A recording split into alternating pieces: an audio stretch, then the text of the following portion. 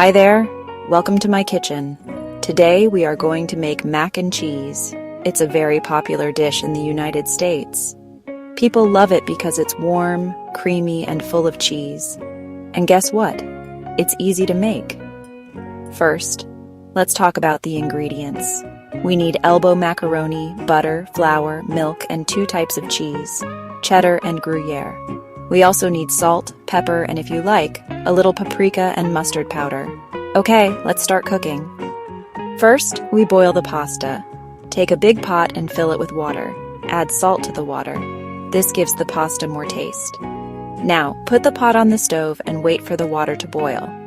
When it's boiling, add the pasta and cook it for about 8 to 10 minutes. It should be soft but still a little firm. This is called al dente. Then, drain the pasta and keep it on the side. Next, we make the cheese sauce. In the same pot, melt the butter over medium heat. Then, add the flour and mix it well. This is called a roux. It helps to make the sauce thick.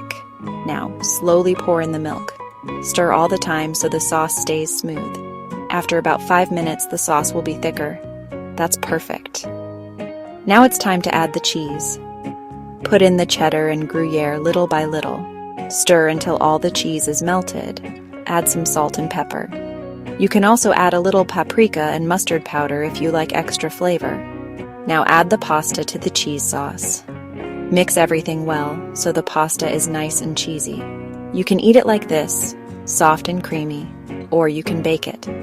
If you want to bake it, put the mac and cheese in a baking dish. Then put it in the oven at 375 degrees Fahrenheit, or about 190 degrees Celsius, for 15 to 20 minutes.